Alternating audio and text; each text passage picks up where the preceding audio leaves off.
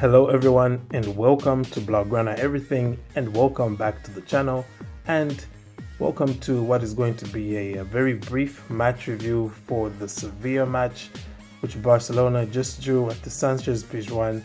Final score was of course 1-0 with goals coming from Papu Gomez and Ronald Araujo. But before I get into my very abridged match review, I just want to first of all take a moment just to apologize for not being able to cover the weekend match, which was the 3-2 win at home to Elche. I just had a lot going on with regards to my 9 to 5, and stuff spilled over into the weekend, and so I wasn't able to really prepare anything for that match, either pre-match or post-match. I did though upload my player of the month, the whole monthly thing I do, or take a look back at all the players and say, this guy played this well or whatever. I introduced a rating system now, which I think I'll keep going forward. So you just check that out, and also just don't forget to leave a like on this video and subscribe so that in the next upload that I make, you don't miss it. Trust me, you will not want to miss it. Okay, so I'm not really going to do this as I usually do with the match reviews, simply because I need to just get this done and go to bed. It's like 1:45 a.m. in the morning where I am, and I have to be up early in the morning again because 9 to 5 stuff. So I'm just going to quickly talk about the team performance. I flashed the team. I'll just flash the team squads, the starting 11s at some point while I'm rumbling.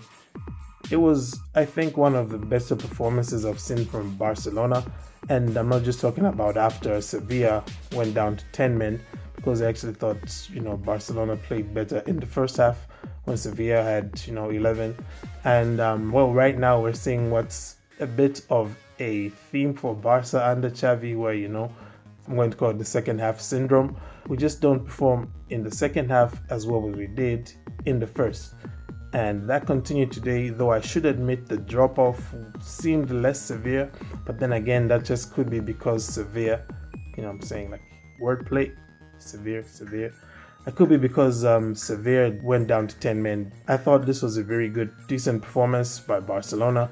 Our defense was relatively solid. We didn't look so porous against Sevilla. I think we did a very good job of cutting off those long balls once they were played to either Rafa Mir or Youssef Nesri. Yeah, our defense was pretty good. The goal that we conceded was pretty silly, but then again, it was just, you have to appreciate a well-worked corner kick when you see one.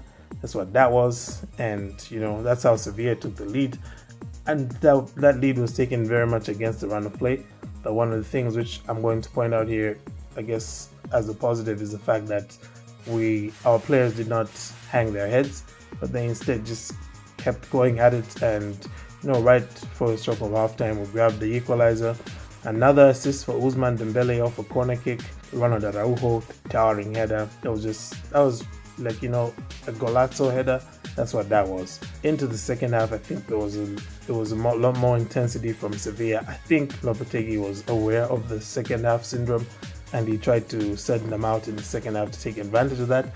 And it looked to be working up until Jules Koundé lost his head. But after he got sent off, I have to admit that as much as Barcelona dominated the ball, they were not able to create much. It just goes to show, I guess, the struggles that Barcelona still have playing against a deep block and defenders who are pretty good in the air, which is what was basically the rest of the half.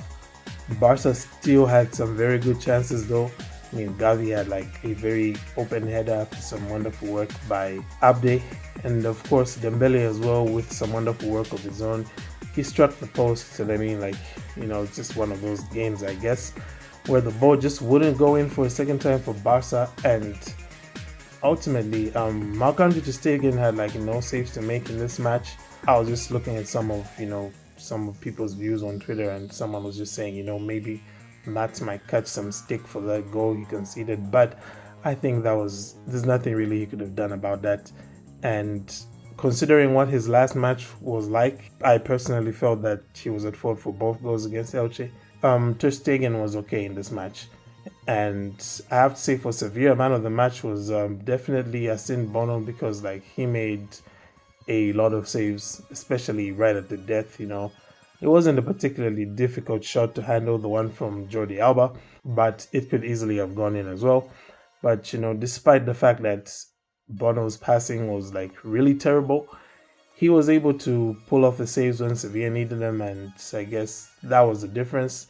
I guess my man of the match, it would be between him and Araujo or Dembele. Dembele was very, very good today. I think, well, the fact maybe that he wasn't up against the traditional left back, maybe that factored into it. But even when Augustinsson came on, he was still like skidding him for pace and all of that. It was a good display by Dembele, quite mature.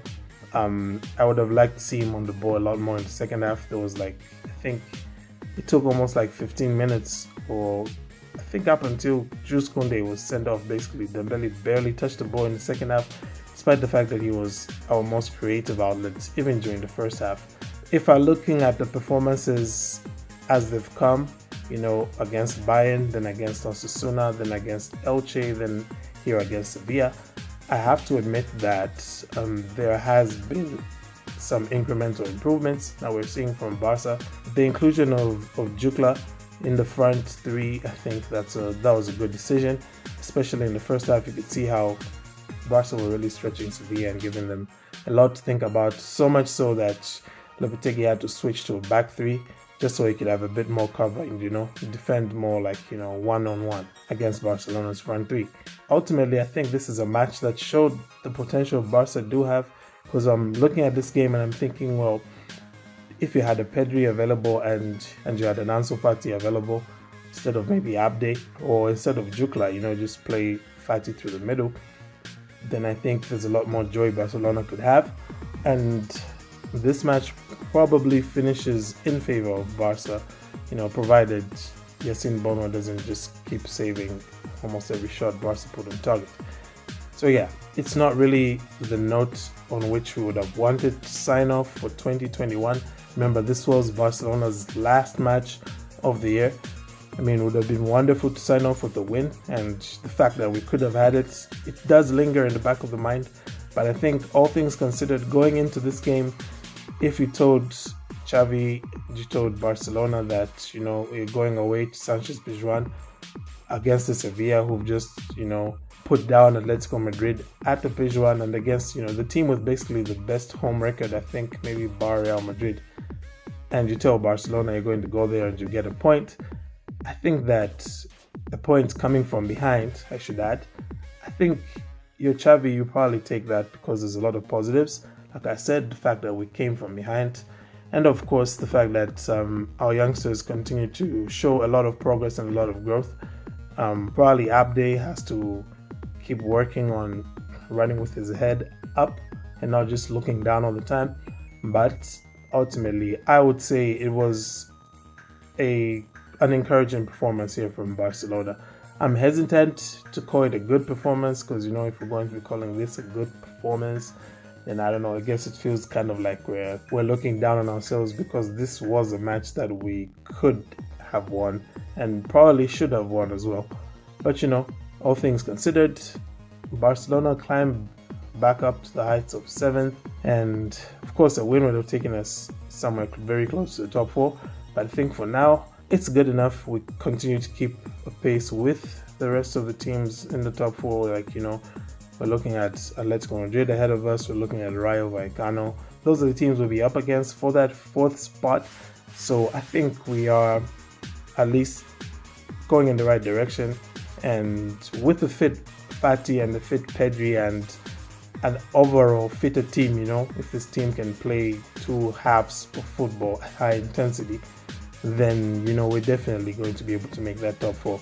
So, we won't be able to know much though until after the winter break, which is coming up now.